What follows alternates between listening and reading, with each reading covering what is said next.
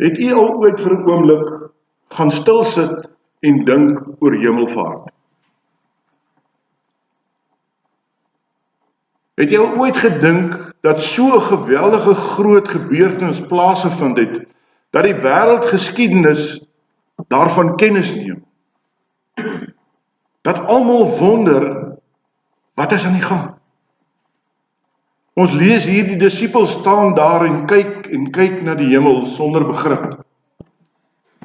Die engele moet nou kom sê dat Jesus hierdie keer finaal weg is en dat hy presies weer so sal verskyn soos wat hy weggeneem is. As ons in die Bybel lees, sien ons dieselfde ding. Matteus skryf niks oor die hemelvaart nie. Markus skryf niks oor die hemelvaart nie, en so ook nie Johannes nie. Dis net Lukas wat hierdie gebeurtenis beskryf. Hierdie evangeliebeskrywing van Lukas, wat met die hemelvaart te doen het, en daarna begin hy dan ook in Handelinge weer daarmee. Dit is asof die saak te groot was om eenvoudig in een boek te bevat. Daarom wil ek hê ons moet vandag alles wat in die Bybel ons leer van die hemelvaart en die dinge wat dit direk vooraf gegaan het, dan net gou weer vir mekaar inskerp. Jesus is op die Vrydag gekruisig. Die Sondag staan hy uit die doodheid op en die graf is leeg. Oor 'n tydperk van 40 dae verskyn hy aan mense op verskillende plekke. En het jy al ooit gewonder hoekom? Hy doen dit vir twee redes. Die eerste is omdat hy veral hierdie tyd wou benut om aan sy disippels deur die Heilige Gees bevele te gee van hoe hulle die pad vorentoe moet loop. Die werk van die Heilige Gees word eintlik, die jong mense sal sê, gebou, donker gemaak. Ons ouer mense sal sê, hy word dik onderstreep. Die Heilige Gees se werk was mede bepalend by die verkiesing van die apostels en ook met alles wat met hulle gebeur het. Die Heilige Gees bepaal hulle finale afronding in hierdie laaste 40 dae. Dit is so asof hulle die geleentheid gegee word om hulle self volkome reg te kry vir dit wat voorlê. Die hemelvaart en die uitstorting van die Heilige Gees saam bepaal die apostels se werk nadat Jesus opgevaar het. En die tweede rede vir Christus se verskyning is omdat hy homself duidelik, lewend en liggaamlik aan sy disippels wil vertoon. Hulle moet baie seker maak dat dit hy is en dat hy liggaamlik uit die dood opgestaan het. Daarom vind ons dat hy selfs in hierdie tyd saam met sy disippels sit en eet. En dit is ook waarom daar elke keer duidelik beskryf staan dat Jesus na sy lyde aan so en so verskyn het, soos wat ons ook hier in Hebreërs 1 vers 3 gelees het. En dan moet ons mooi verstaan, onder sy lyde beteken dit ook sy dood. Dus na sy dood het hy ook aan almal verskyn. Deur hierdie herhalende, liggaamlike, lewende verskynings verstaan die gelowiges al hoe sterker die betekenis van Jesus se ewige lewe en die oorwinning oor die dood en die magte van die hel. Dit was gebeurtenisse wat die gelowige al hoe meer begin oortuig het van God se krag. Dinsdag aand in die studente Bybelstudie vra iemand vir my, Dominee, al hierdie goed wat gebeur, wat beteken dit? Is ons in die laaste dae? Toe sê ek vir hom, ek kan dit nie vir jou sê nie. Ek is ongelukkig nie een van daardie mense wat vir u op dag en datum kan sê wanneer ons tot niet gaan hier op aarde nie. Maar wat ek wel vir u kan sê, is het jy al opgelet en dit het begin by die tsunami daar in die ooste. Die ooste wat beskou word as die Mekka van vakansiegangers, wat oor see kan bekostig om te gaan. Wat jare gevat het in menslike jeugenis om opgebou te word, kom die Here en hy stop met 'n oogwink, met een golf. Dink aan daardie vuurspiewende berg in Engeland wat vir 'n klomp jare onaktief was. Skielik raak hy aktief en binne sekondes, dit was voor die tyd van Dubai en Qatar, was Heathrow en Gatwick, die ouer mense sal onthou, die lughawens in die wêreld. En in sekondes stop hy alles. God wil hê, ons moet weet met wie ons te doen het. Dit wat vir die mens 'n leeftyd vat om op te bou, stop hy in sekondes. Dis die almagtige God, wat ek en jy die voorreg het om te aanbid.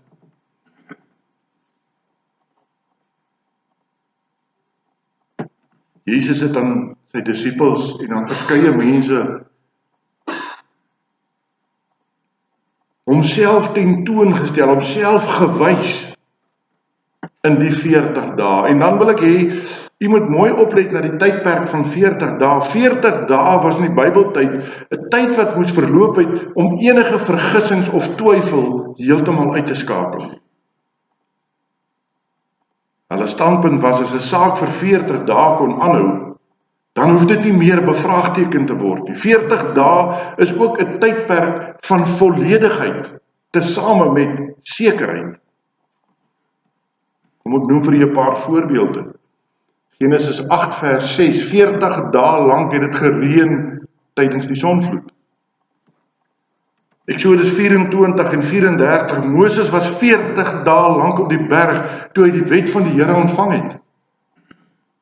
In Numeri hoofstuk 13, die verspieders het die land 40 dae lank verken. Deuteronomium 9, Moses het 40 dae lank aan mekaar gebid vir genade vir die volk, toe die Here hulle wou verdelg. En so kan ek aangaan en vir u bevestig dat 40 dae was hierdie tydperk van volkomenheid. Maar kyk net, wat het hiermee gebeur? Sondige mense beleef met eens die vreugde van die oorwinning. Hulle is nie meer verlorenes in die hel en in die dood nie. God, Jesus Christus, is hulle lewende koning wat liggaamlik en geestelik die mag van die hel finaal vernietig het. Wat lewendig geword het en opgestaan het.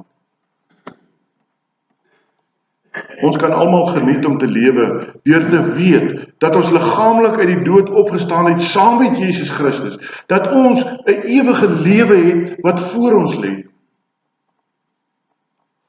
Maar dan kan baie van die dalk my vra, maar dominee, wat beteken dit alles?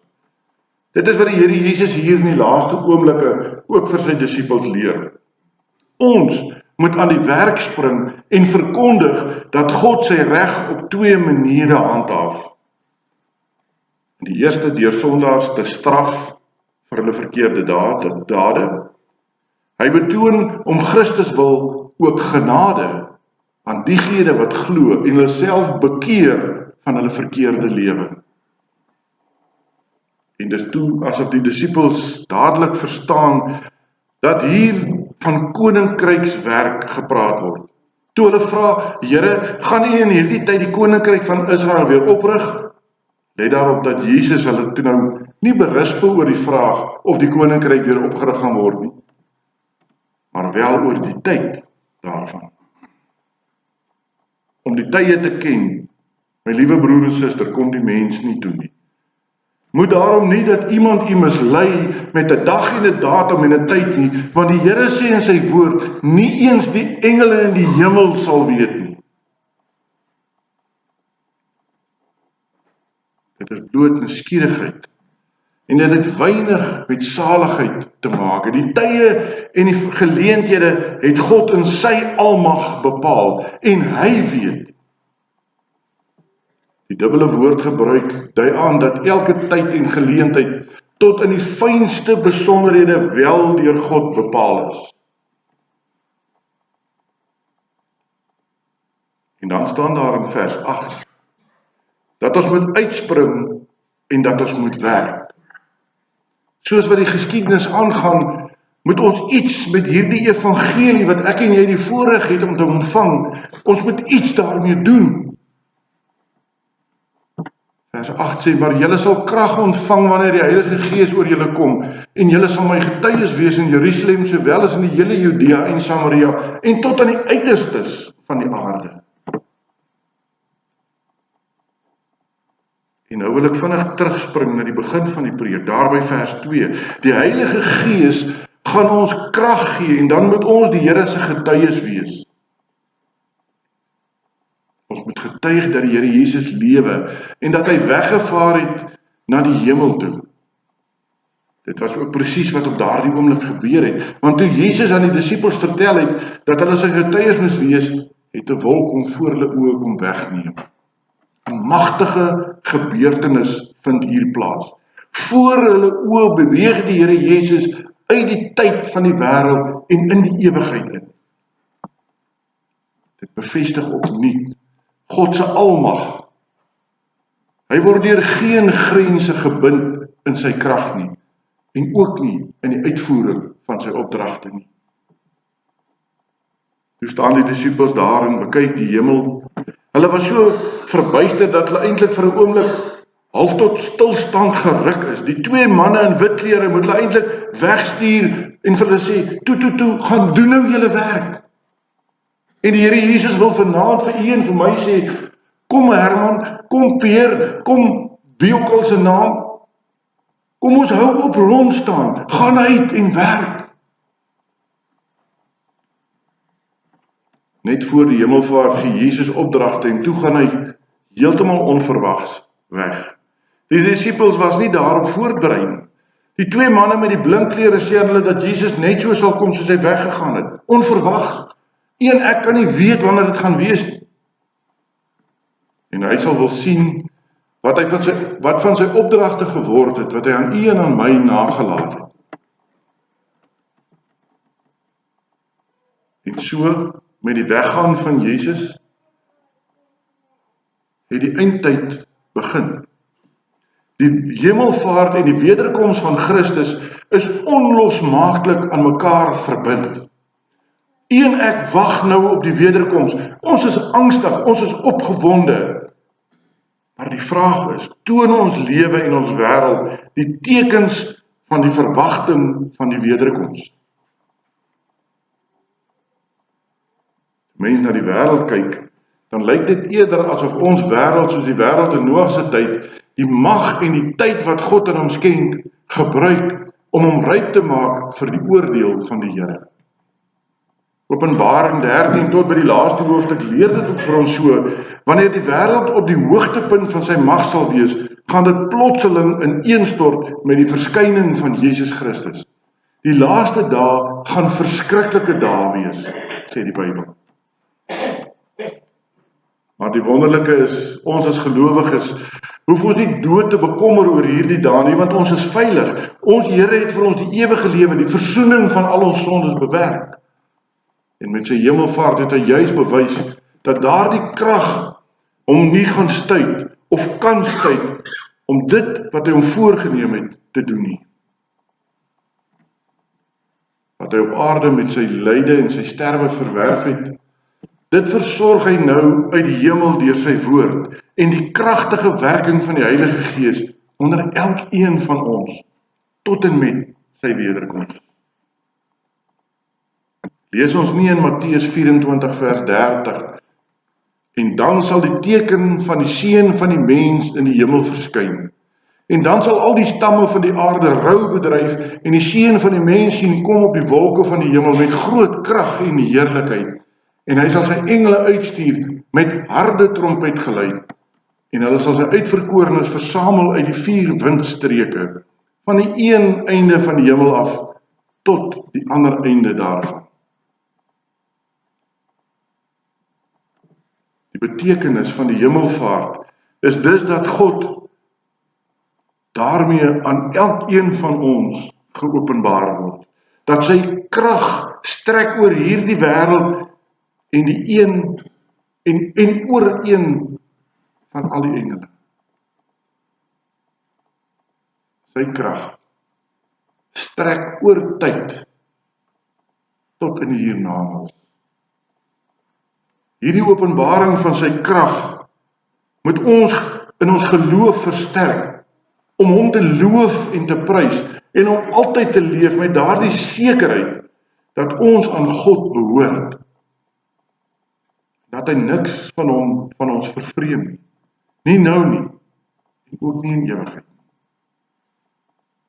Mag dit wees dat Hemelvaart 2026 u opnuut kom aanraak met die almag van God. Dit waartoe hy in staat is in jou en in my lewe. Dat ons daardie veilige wete kan hê. God is besig om vir ons plek te berei in die hiernamaals. Amen. Kom ons bid saam.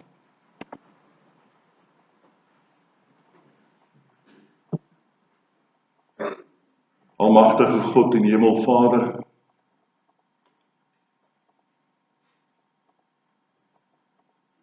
as ons u woord vanaand hoor, Here, dan kan ons nie anders as om u aan te roep as ons almagtige Vader nie. Dankie vir daardie wonderlike wete dat geen tyd of krag in hierdie wêreld u kan of sal stuit in u opdragte vir hierdie wêreld.